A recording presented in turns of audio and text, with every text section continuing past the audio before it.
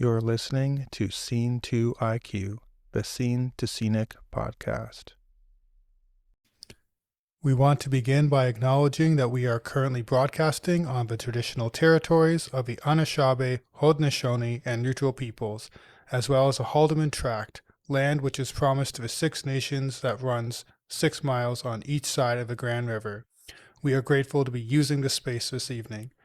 We express our gratitude to the traditional and original stewards of this land, and at the time of recording, appreciate the work that the Indigenous organizations such as Crow Shield Lodge are doing right here in Kitchener-Waterloo to include all nations in land stewardship through ceremony and public events. All right, welcome everybody to another episode of Scene2IQ. With me this evening is a special guest who is a storyteller who sings, weaving songs inspired by life and the people around her, Alyssa DVM. She takes her music to a new level with her latest EP, Karma Knows. If people don't want songs written about them, they shouldn't do bad things. Honest in recordings and live shows, Alyssa DVM is captivating to listen to and electric to watch. Welcome to the story, Tread with Care and Tread with Caution. Welcome, Alyssa. Thank you for having me. It's a pleasure to have you. And it's really cool because I always like to talk first off maybe about origin stories. But now that we've heard from your bio, I'm curious about this storyteller aspect and the weaving songs and inspired by the different lives and people around you. So what kind of brings this concept of a storyteller to life for you? Because I really like the fact that when we hear music, it often is a great way to communicate many kinds of emotions, but also stories. So how do you see the storyteller kind of evolving within your music? Yeah, what an interesting question. I've always been one to deal with anything I'm going through music. Like if I'm sad, like we're writing a song about it. Someone hurts my feelings, which is happening more often than not these days. Someone hurts my feelings, I'm writing a song about it. Someone does something to upset me, like we're writing about it. But even small things I think can be blown into a story. Like, I don't know, I just see such beauty and such magic behind these stories, and like I can't be anything but honest. So it's important for these stories to be accurate, but also obviously very catchy and earworms. Yeah, I don't know. I've just never seen songwriting as something different than storytelling. It's always been kind of the same thing for me. That's really cool. And I think a lot of the lyrics in your songs really do tell stories. So we're going to like obviously break down a few songs. Yes. Yeah. But before we get into that, like, yeah, maybe let's talk about the origins. Like for me, I'm trying to remember first time I saw you live, it would have probably been either at the Hub. Okay. Or did you do one of the Good Co shows, the Sunset Sessions? No, but I want to. Good Co Pro. Shout out to Good Co. Yo, hit me up. Yeah. Ahmed, if you're listening. Fair. So most likely it was the Hub, which was a really cool show. And I honestly didn't know what to expect because I've never seen you before. But like, I think you immediately started with Wasting My Time. That's a good opener. That's a great opener. And immediate because it does. And like you talked about having to be catchy. That is a really catchy song. Thank you. Yeah. And honestly, from that point forward, I was just like, okay, this is legit, you know? Okay, that's so good that I have that effect on live shows. Yeah. So maybe we can start with that one. Yeah. Like Wasting My Time. I mean, the title kind of gives you the concept of what's happening, but like, what was the inspiration? Like somebody obviously was maybe, you know, not giving you the respect that you yeah. Right? So how did that come to be? So it's actually interesting because often I would write about like relationship heartbreak, but this was kind of the time where it was like a friendship heartbreak. So I felt like I was putting so much equally as painful. Yes, and that's what I said that the entire time we were like writing this song, and I was like heartbreak, friendship breakups, like this is the same thing in my brain, like it hurts my feelings. Like, I'm sorry. But I felt like I was putting so much effort into this friendship and like getting nothing back. And I don't think they'll be listening to this, but who knows? The trigger point was a couple people had promised to come to a Maxwell show I was hosting. And this was my first like one of the first women in music events that I was hosting. So I was like, okay, I got to bring out people, got to sell tickets. Like, I have to put my set together. Like it's a whole thing. And, the day before I had messaged them and was like, okay, I'll see you tomorrow. And they're like, oh, we're not going to be there. And I was like, oh, like, I was like, that's like 7 tickets, guys. Like, come on.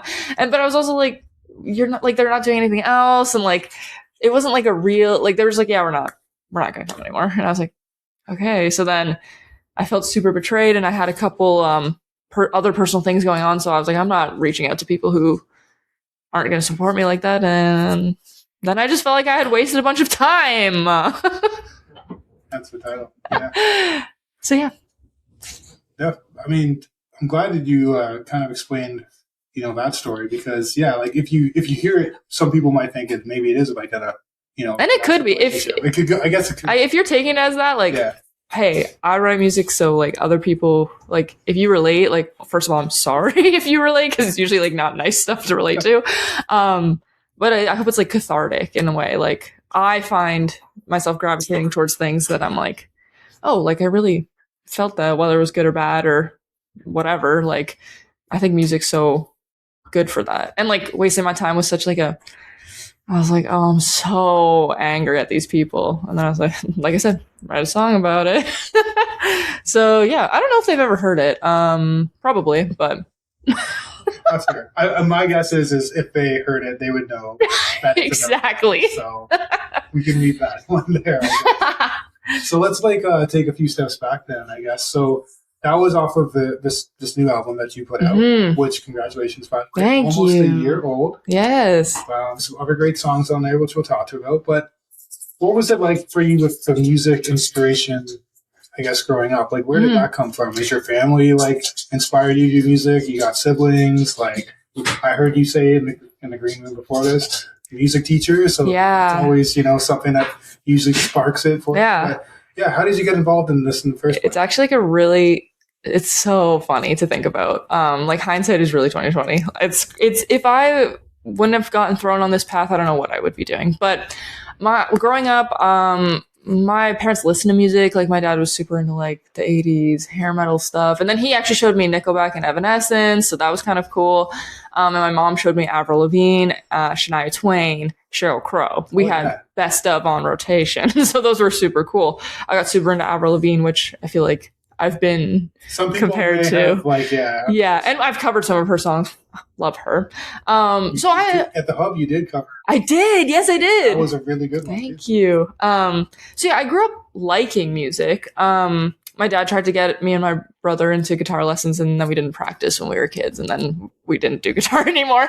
But I really didn't have much of a connection to it until I found this band called Sick Puppies in grade 7. Oh, yeah. I actually I can tell you how I stumbled upon them because I remember.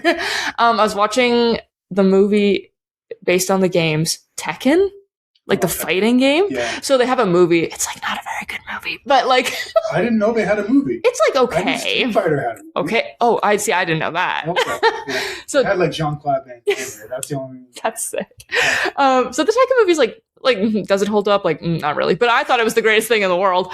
Opening song is "You're Going Down" by Sick Puppies. Oh my gosh, it's all coming back to me now. And I was like, this is one of the cool songs I've ever heard in my life. Go down the rabbit hole. So they were my favorite band for a really long time. And then the lead singer split from them. And then, my world ended briefly because I was like, oh no. So whatever. I clung to the like 2001 to 2013 run of Sick Puppies for a really long time. And then I was going into grade 9 and my mom's like, okay, we're picking courses. Like you need arts credit. I was like, well, I can't draw. I don't want to do like drama. Like I can't act. Like, sorry. I don't play an instrument anymore since we quit guitar at age 8. And then I was like, but I like music. I like singing. So I might as well just like do vocals. And I'll just like get vocals out of the way, like whatever, do my one arts credit, get out of the way, and then like focus on something else.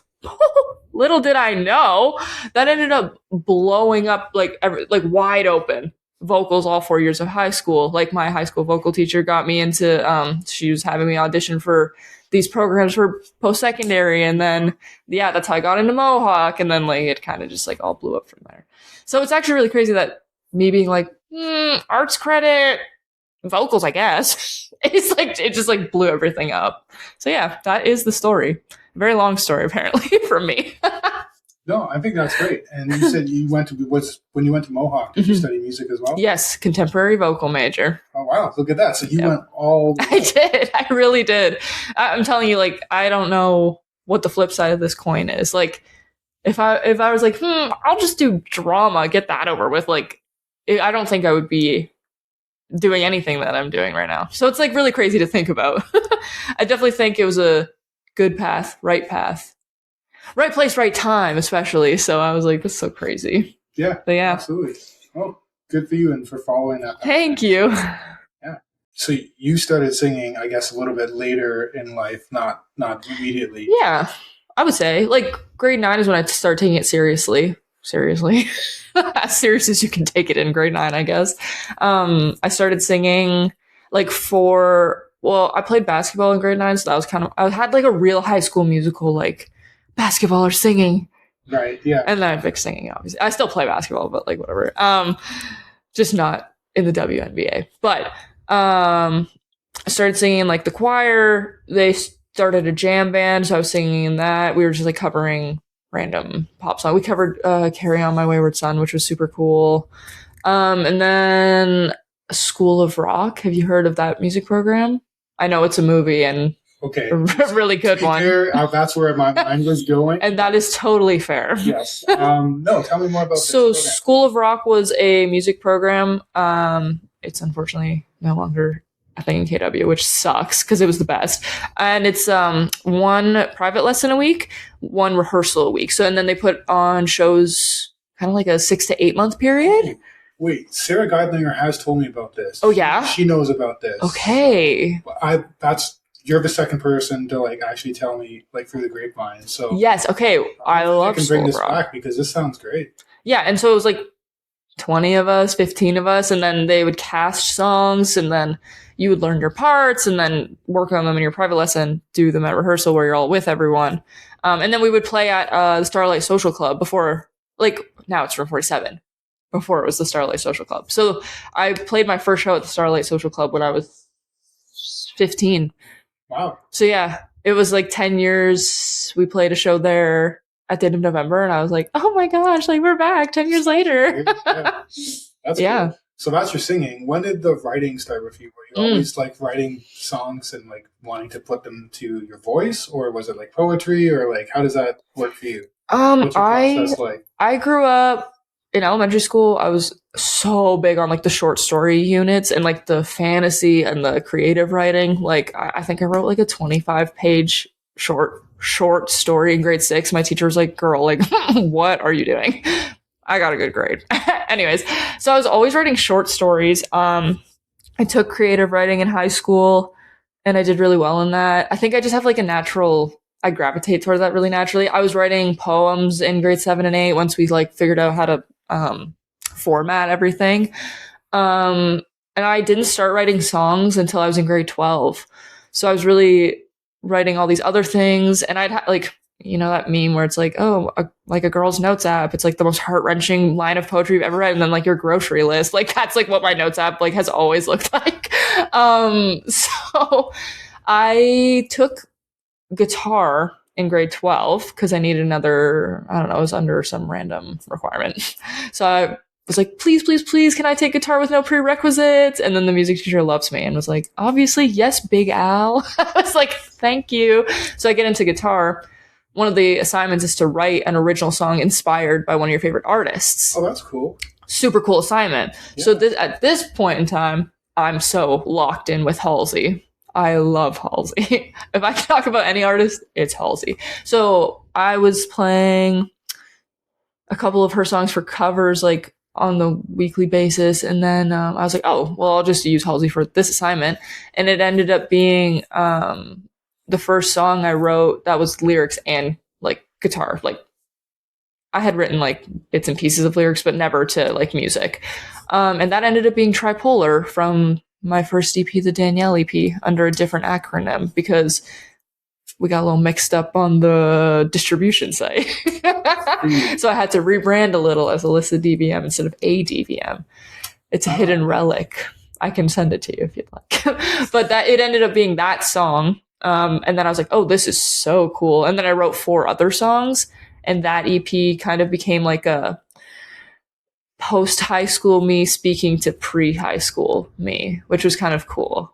So yeah, that EP was super cool. So I finished those 5 songs, and then I was like, oh, this is sick. And then it just like everything that hurt my feelings, I was like, oh.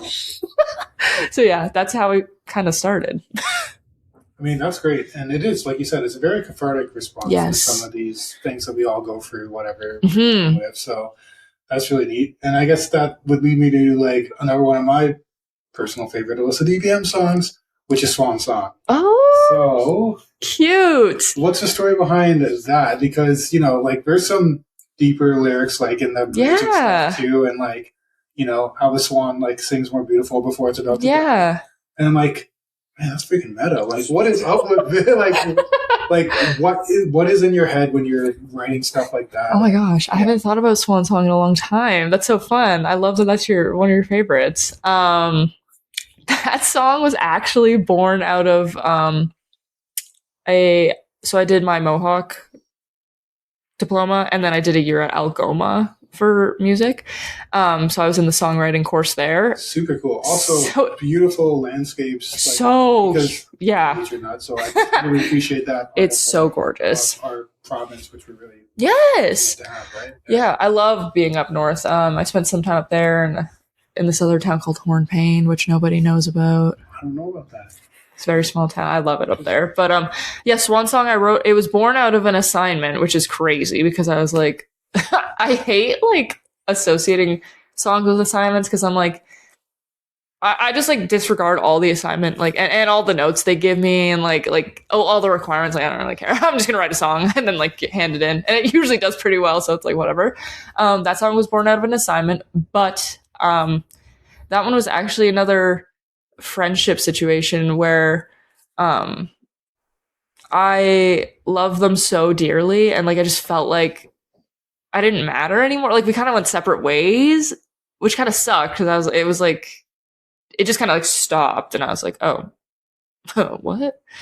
So it was like very abrupt, and I was just kind of like confused, and like I thought like the most beautiful part of our friendship was kind of like right before it ended, which is where that line from the bridge comes from, actually. Oh, that hits a lot. Yeah. So yeah, it's kind of crazy, eh? So that's kind of where I was at. Not me being like, I write about relationship things, and then both the songs we're talking about are these friendship breakups.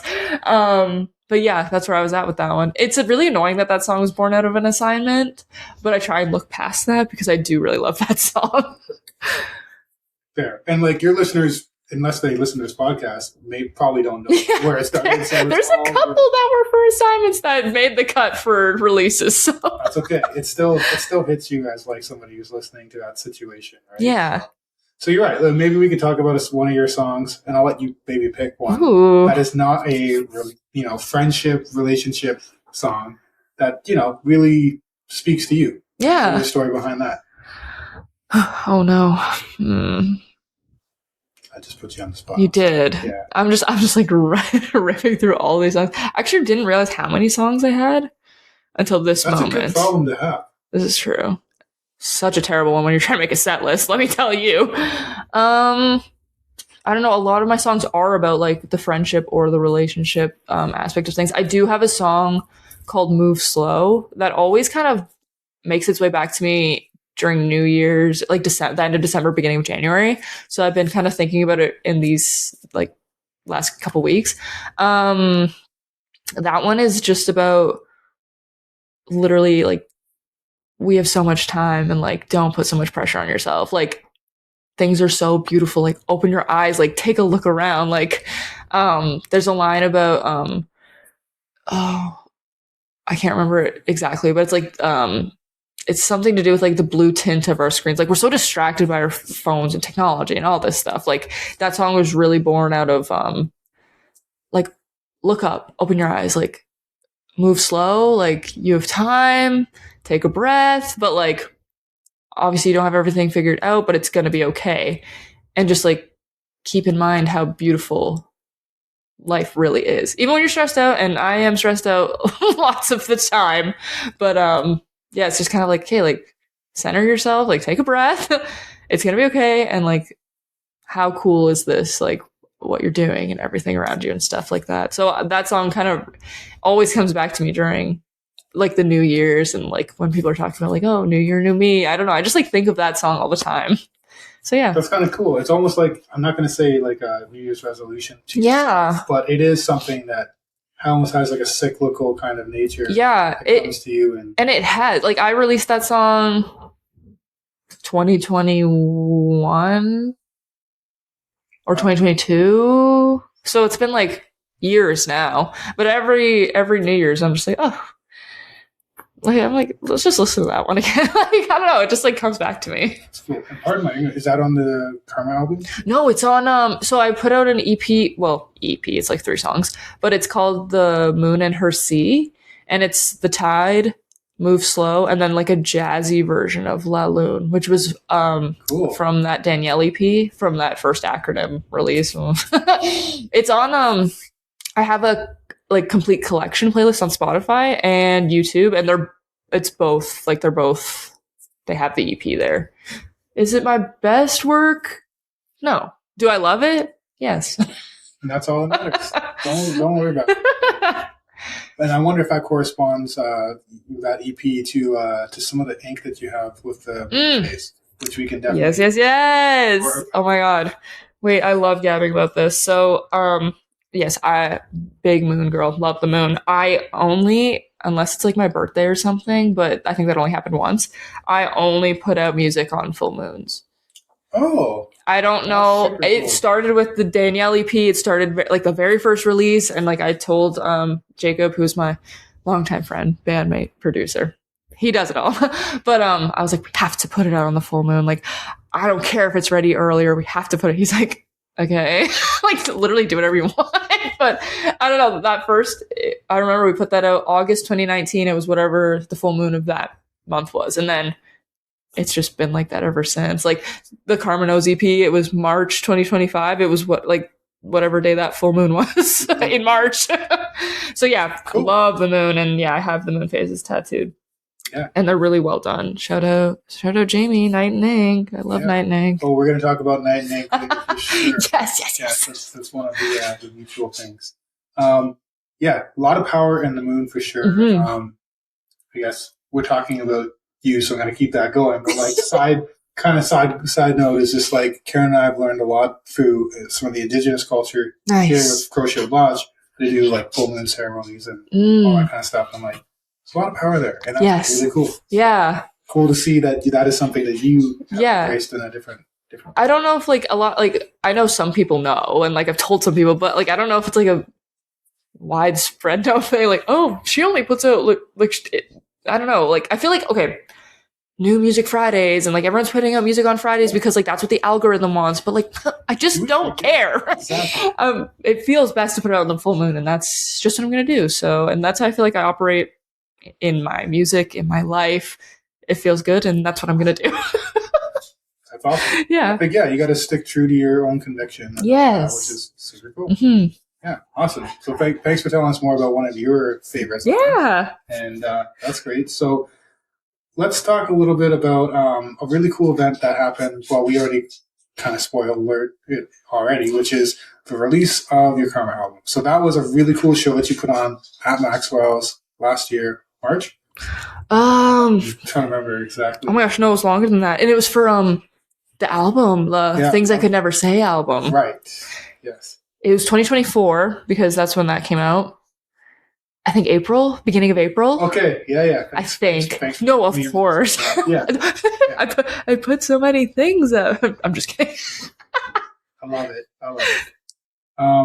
That was a really awesome concert for a lot of reasons. You had some great musical guests, some wonderful women. Incredible. Women. Mm-hmm. One thing that I love to see more in the scene too, and I'm seeing it more frequently, or maybe I'm just noticing it more and I think that's cool, is local artists covering other local artist songs. Oh, which is always cool and fun. And Rachel Hickey was on your card, basically. Oh, yes. I love Rachel. Yeah. And I'm grateful she was on the podcast and everything, too. Had some great stories and conversations. Also, just a special shout out and hopefully a little bit timely. You were privileged to, I'm getting emotional, privileged to have Shannon Lee and House Cat with you that evening.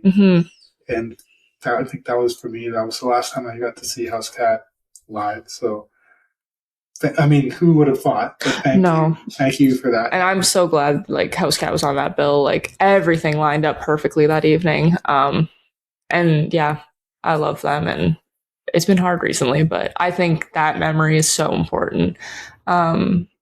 It's just so important, yeah.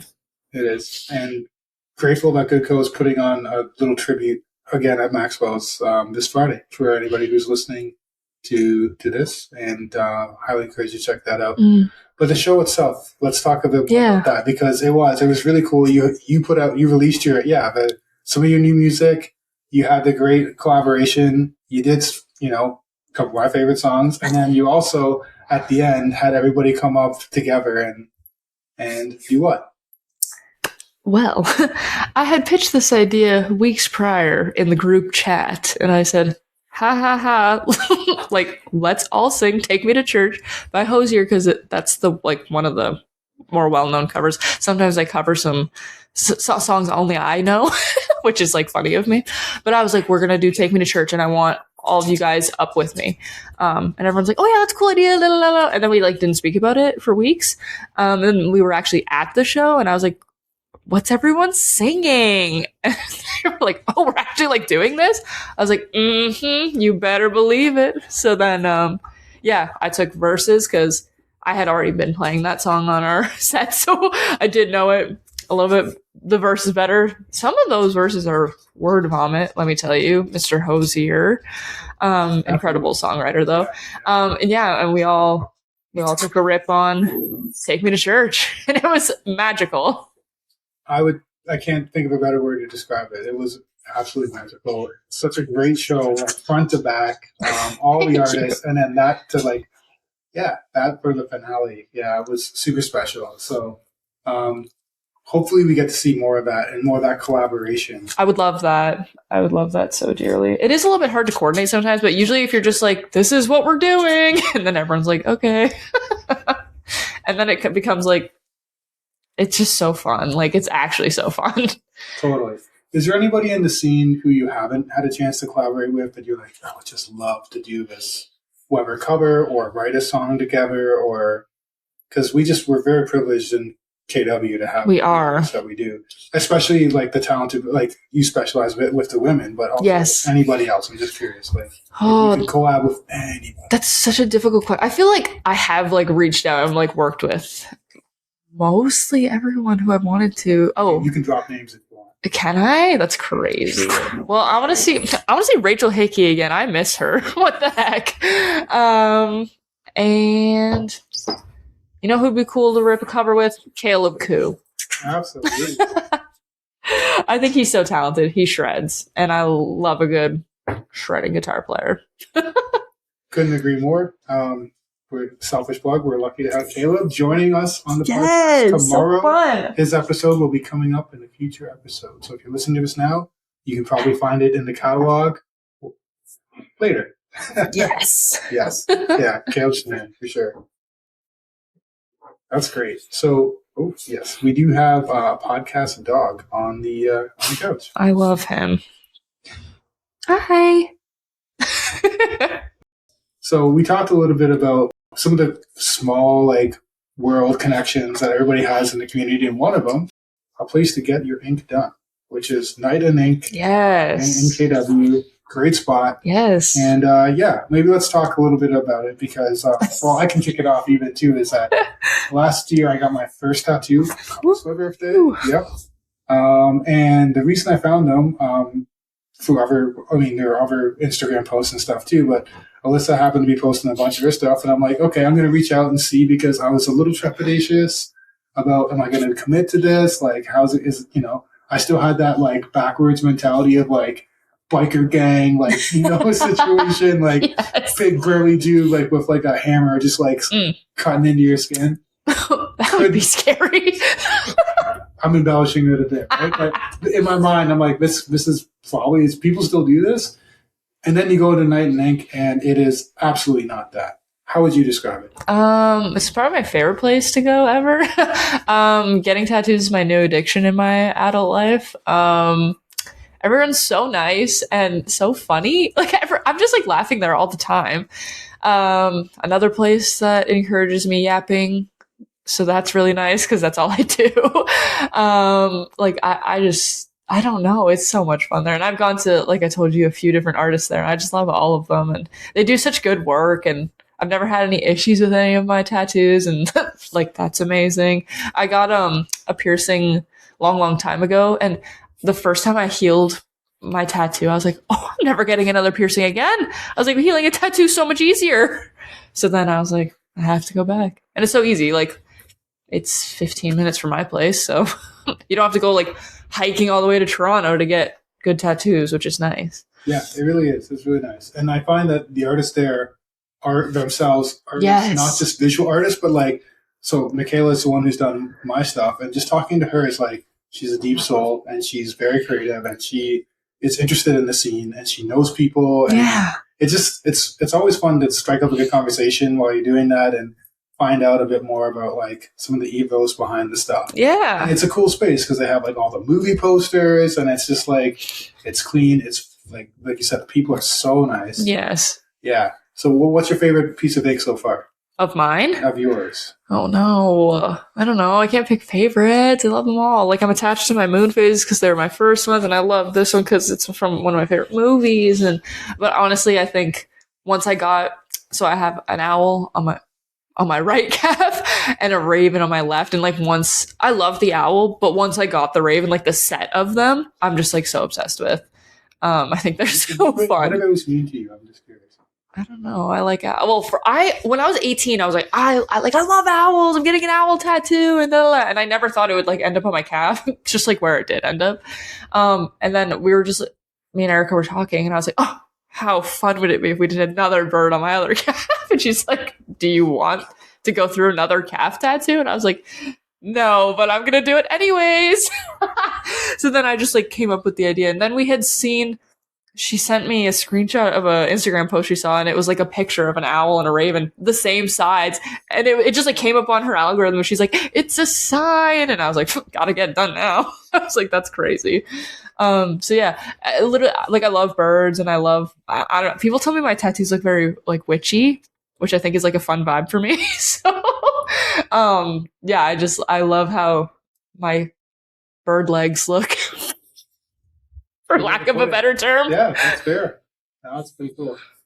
And have you named them? Or okay, we were trying to name the owl, and then like we had some. I think my friend wanted to name him Karoto, which is carrot in Greek, because she was learning Greek. I was like, why would you name him Carrot in Greek? I was like, what are we talking about here? But I do love that name. I had another one, but I can't remember what it was. We did discuss naming the birds though, but we have not landed on anything. If anyone has a suggestion for an owl, as a barnyard owl, or a raven, I'm taking suggestions. The raven, I would have thought like Poe, just because. Yes, that's a good one. Like that's that whole literary connection, which I know you appreciate. Love. Yeah. Are you planning? I have a question for you. Yeah. Are you like? Do you have any more ink planned? I do. Ooh. Yes, and again with Michaela, I discussed it. Funny how it is. Actually, owl and fox. Hell yeah. Moon. Yes. There's a whole story behind that owl situation, which I can make it short because. Please do. Yeah. But usually I like to talk about the guests, but thank you for throwing it back. This is fun. When I was growing up, I have a twin brother, and my dad is from Turkey, and my mom's Canadian. So we lived in Turkey for a little bit while we were really young, because of course I got to see the grandkids, like my dad's side of the family, and we lived in a third floor apartment, and beautiful climate in Turkey, so it's warm and stuff like that. And I remember I must have been like 3 years old, or maybe just under 3 years old. we would always go out to the balcony to have tea. That's a thing Turkish people always do. Yeah. They have their tea, little tea and everything like that. And we would always sit in the same spot by our mom or our dad. And then frequently there would be an owl that would just come and land on the balcony railing. And we never saw him because it was dark enough until he opened up his eyes. Oh, big lanterns, nice. Just lanterns, just looking at you. And it was just like so ensconced, immersed, whatever you want to call it. Good word. Into the eyes of this beautiful bird. And he was never intimidated by us. And he would always kind of just like do his thing. We would just be watching him. He'd be watching us. And then by the time we finished our tea, he would leave. But he would wait till we finished our tea. It was like, I don't know, maybe there's like some symbolic thing. I have no idea. But so for me, it's always been, and I just noticed them like symbolically around in my life recently. So I think they're really special too. So I love that. What a cool story. Thanks. Oh. Thanks for giving me the opportunity on the podcast to do that. Yeah. So if I may go back and ask you some more questions. Yes.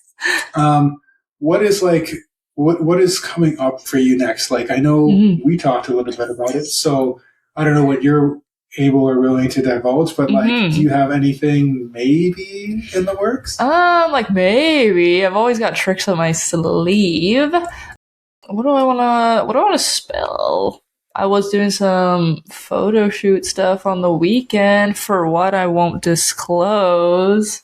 But those are looking super cool. So that's so fun. Yeah, I've always got stuff up my sleeve. It's just, we're working really hard to like make this next project, this next era of stuff like our best.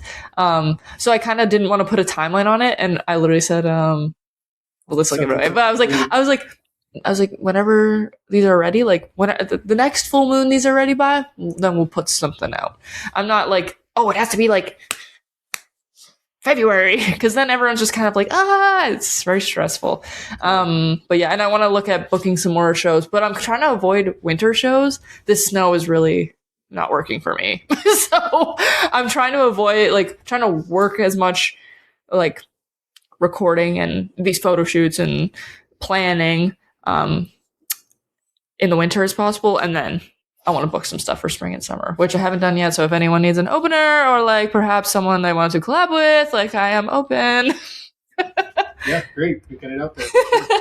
We'll also get it out on Midtown, like yes, I love Midtown. Like, yeah, which that brings me back to another cool like memory or vignette of this too, is that Midtown Radio has put on a couple of these artist musician workshops, which has been so cool to see that happen. And we've seen the feedback from people who have attended and all that kind of stuff.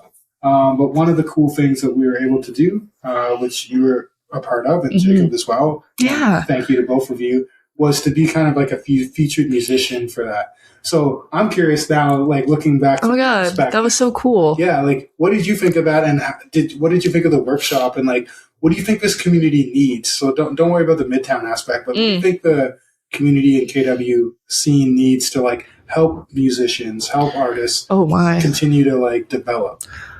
What a good question. Well, I loved the workshop. I thought that was so fun. I was so honored when Allison had reached out to me. I was like, oh, me? I was like, you're kidding. But it was right at that time when I had written all the songs for the Karma Knows EP. So I was like, oh, we can like play a couple of these and like workshop a couple of them, see what's up. So I got a chance to play Liar, which is my favorite song from the EP personally. And then in the songwriting workshop, I threw on the demo for Venom. And I remember, I think it was Caleb Koo, and he was like, yeah, like the vibe is so cool. And I knew like his opinion was so cool because I knew he would rip good guitar on that. And I would love to collab with like him on something, but Caleb. Hey Caleb, if you want to collab with me, I'm like super down for that or whatever. But yeah, like, and his feedback was so cool, and like everyone's feedback was so cool. Yeah, and it helped kind of drive for Venom especially, like it helped drive it a certain direction. Because it was kind of up in the air. I write everything either piano or acoustic guitar, and then recently just started throwing stuff into Logic Loops just to change it up. But like historically, I write acoustically. So it's sometimes hard for me to get out of the like what's it's gonna sound like with the band and like finished. So that was super cool. And what do I think the scene needs? I don't know. That's such a hard question. Well, I think we need more venues if someone wants to like open some venues up. I do agree. With any consolation, like we got that feedback a lot too. Yeah, which obviously no one really is controlling, obviously, but like the COVID shutdown and like all of that really just like it was bad. I was in Hamilton at the time, like it's just stuff was shutting down there too, and like they lost a lot of good venues. But yeah, more venues would be cool, or like just even more, not even venues, just like spaces that want live music. That would be cool. And yeah, I feel like the scene is so like the community is so supportive of one another. So I wouldn't even go like, oh, we need to like lift each other. I feel like everyone leans on each other and everyone like, I don't know. I feel like it's a really good environment for that. But yeah, some venues or just spaces that want music. That's fair. It's also really cool and refreshing to hear you talk about like how supportive the community is. Mm-hmm. And, you know, if I was just listening to this like isolated, I might think that maybe you're like, you know, just shouting out KW and like maybe it's a bit embellished. But honestly, every single person on the podcast that we have said the same thing. Yeah. And that is so cool about this scene. And couldn't agree more. Like, we're really lucky. It is. It's so supportive. Yeah. Like, I think the open mic scene is one of the best ways to get yourself out there and get that feedback. So true. Because it's like, and I'm talking specifically in KW because I've seen friends who've done it in Toronto and people just like laugh them off the stage. But here, it's like Toronto scares me on a note. Just saying. Yeah. And then no shade to Toronto because there's great stuff about it. But it's so cool to contrast that with the experiences people here have talked about their open mic, and like people always been like trying to support them, like, hey, don't worry, it's like you have to start again, that's fine. They want to see you like succeeding. Yeah, which is so fun. I remember I was playing a show. I was about to say first and last. That's not true. My first solo acoustic show I had played up north in that town, Hornpain. Shout out Hornpain. I love Hornpain. But it was in this it was in this refurbished church. It's called Rise Wellness. I love Rise so much. And I was like, I can only do this solo acoustic thing if we make it feel like my living room. So my friend had like pushed this couch against the wall. We set the microphones up, and like I was like, oh, this is perfect. And I remember I was playing one of my originals. I can't remember which one, but like, first of all, I don't know how people remember lyrics and chords. That's crazy. I was like, I can only do words. So I had like some of the chords written out, but not for this song. I was like, oh no. I was like, I couldn't remember. Mess up the intro. I was like, sorry, I just need to redo that. And they were all like, it's okay. That vibe is so good. Like, it's so refreshing too. Scary, but it's good when everyone's supportive of it. Totally. Yeah. Those stories are great because like you could take that as an artist really personally, but the fact that they support you as opposed to trying to pull you down. You kind of like don't like, and I'm a big fixator on like anything, but you can kind of like, if people are like, oh, like doesn't matter. Oh, it doesn't matter. You just brush by that. That's fine. So yeah, I totally agree with that. Nice. And so we talked about the scene a bit and like maybe what it could use. So thank you for your opinion on that. Definitely agree we need more venues. If somebody was like, what would be advice that you could give to somebody who's like, hey, I like what you're doing. What advice would you give to somebody starting out who just wants to get started with their own musical journey? Yeah. I feel like this is a controversial piece of advice because like I know how the algorithm works and stuff, but like I don't work in genres. I work in what are we going to do that's going to serve this song best and serve this story best. I think like I get genres and I get like I get it, but I hate to feel boxed in like that. The Karma Knows EP you have like Joker Queen, which is like that like that's a great song. Dirty kind of like diss track, and then but it's like with the rock undertones, and then that's very Halsey vibe. I love that song. It's a good song. And that is another thing because Halsey has an album that is just like this, where it's like every song could be on a different album, but the fact that it's on one album is so cool because she's doing what's serving the song best, and like that's how I kind of view things. Like going from Joker Queen to Venom, like you have then the like the 6/8 kind of man's world. I don't know, like it's so cool to just be like, okay, what are we gonna do that's gonna make this song. It's like, what's going to serve this song best, and what can we do to support that? So I would literally, my advice for anyone starting out is trust your gut, trust your ear. And I know it's like counterintuitive, but like don't go with the trends just because they're trending. And like sometimes that works, sometimes that doesn't. But like if you're making music and you're making art, like you have to keep it so true to like yourself and your story. And that's kind of my advice. And I think that really ties back to something you said right at the beginning about your storytelling, is that it has to be honest. Right? Yeah, always. always. Maybe like a few little embellishments, exaggerations, but like the story's all true. Everything you're hearing is true. And it's cool to hear that, because you get the genuine piece, but it's also, you're letting yourself be pretty vulnerable. Right? Yeah, some music is not that. Some music, and that's fine. And that's, that is what it is. For sure. But yours is a lot more vulnerable. How do you find putting it out there like that and having other people listen to it and be like, oh, so they're getting authentic you? Yeah. How does that make you feel? It's pretty liberating for me. I find writing it is like already like, okay, I'm already getting this off my chest. And then like, or like putting it all together with the music and the band and everything, like that's always interesting, because then you're like really like driving the point home, it feels. And then putting it out, it's kind of just like okay. Like, I don't know, like here's my story, like handle it with care. Like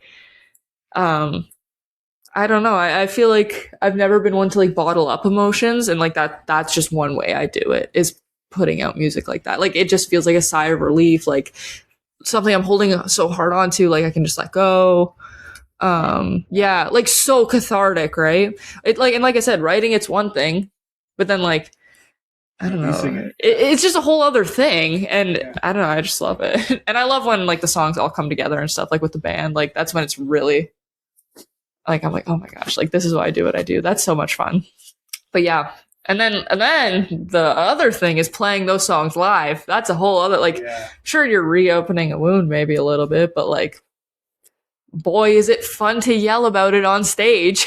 Like, so yeah, I feel like really it's all kind of steps of, like for me personally, it's like steps of healing from whatever you're writing about. Oh, that's a cool way to describe it. Yeah, you write it, you're like, oh, okay, like I understand this now more. And then you work on it and you're like, oh, like, okay. And then you release it and you're like, you leave it all on the stage. Yeah, leave it all on the floor. I love that phrase. And then on stage, it's like I think people know I'm like when we play Joker Queen, like people know I'm pissed off. Like people know that was a situation that made me so angry. And then we move on to the next song.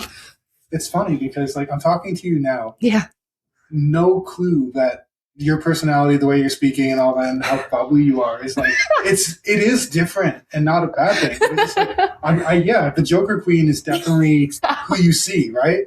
And it's so cool to see that this is different. Yeah, and like it's both real life, but it's just different settings, right? Yeah, and it goes to show that you're not putting on an act. Like that's legit. That's how you are. Oh yeah, you feel, and that's actually like. My mind's just blown a little bit. Yeah, it's pretty cool. I feel like you meet me on stage, off stage, like I'm all the same. Like, I don't know. I'm just very grateful to be doing what I'm doing, especially because like I said, it's so cathartic for me. And like if people want to hear it too, like that's even better. So it is a lot of fun. And it's just like a really solid way for me to like I've always said, like being on stage is like the one place I feel like truly 100% myself. That's pretty cool because some people like it would be intimidating. Yeah, for sure. For you, maybe at one point it was, but I'm not gonna lie, singing "Beautiful Day" by U2 was scary at my first show. I had these like stupid sunglasses on, and that kind of helped me for the first song. And I was like, "Oh, this is sick!" And I remember that first show was like "Sounds of Summer," so it was like all these like cool summer songs, whatever. The next show I did was like Grunge Heroes, so. We're ripping Smells Like Teen Spirit. We're ripping Black Hole Sun. We're ripping, nice. My favorite was Touch Me, I'm Sick by Mudhoney. Super niche no one knows this song. I dug into that. Like, that's where I like unlocked stage presence for myself. Like, Cool. I was like, Room 47 has those risers. I'm climbing on the risers. I'm like making these faces. I was like, oh, this is sick. And that's kind of where I was like, oh, this is like the best I've felt in a long time. So yeah, the stage is like, I know people are like, oh, like it's so scary, so intimidating. I get that. Like, I totally get that. But I don't know. Like, for me, it's just like, that's like, you're never going to see a more honest version of myself, especially like telling these stories. I love it. And I think that is so cool that you put it on stage. And I like, all I have to say is that a couple of shows that I've observed, like, that is true. That's how we see you. And it's like so true. Mm-hmm. And the band really gets into it too. Like, I love my band. Yeah. Shout out my band. Yeah, shout out to your band. They're all lovely people. And we've been playing together for a long time. Yeah. Well, thank you so much, Alyssa. It's been like a huge pleasure just like having this natural conversation about your writing process and about some of your songs and about some of your stories and about your tattoos and all that. Is there anything you would like to, shout out? I know you do have some things coming up, but we're not going to talk Secrets. about. But how can people find you if they're looking for your music specifically, socials, all that stuff? I'm Alyssa DVM on everything. And I just want to preface the DVM. Everyone asks me this. What does the DVM stand for? It's just my initials. Fun fact. Which I'm not going to drop my government name. I'm one of those people, but I didn't want to ask the question. So thank you. Of course. So it's just my initials, but I did learn.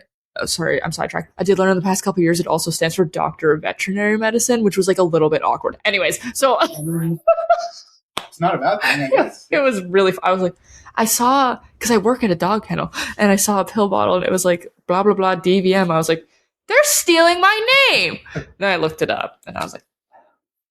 Anyways, so yeah, Alyssa DVM on what are the social medias now? TikTok, YouTube, Facebook, Instagram, Spotify, Apple Music. Yeah, the secret ADVM EP is on like a couple of those complete collection playlists if anyone wants to check that out. I do have some tricks up my sleeve. I am going to be looking at booking shows. I haven't booked anything yet. So if anyone, like I said, wants to do a show together, like super down in the summer when the weather's better. Yeah. Winter's a good time to write, so. It really, you got to like hunker down and just like do it. But yeah, I don't know, just like if you follow me, just keep an eye out. I'm always posting. Sometimes I'll post sneakier things than others, but I'm always on there. So I'm always lurking if anyone else is posting. So yeah. Fantastic. Well, once again, thanks very much for your time. Thank you for not wasting our time. Hey, yes. That's such a good song. Yeah. So if you haven't heard Alyssa DVM, check out her music. Some fabulous songs. We did talk about a few of them. Discover her and go see her live if you get an opportunity. Hope everybody has a great rest of the evening. Thank you. Take care. Much love. See you at the next one.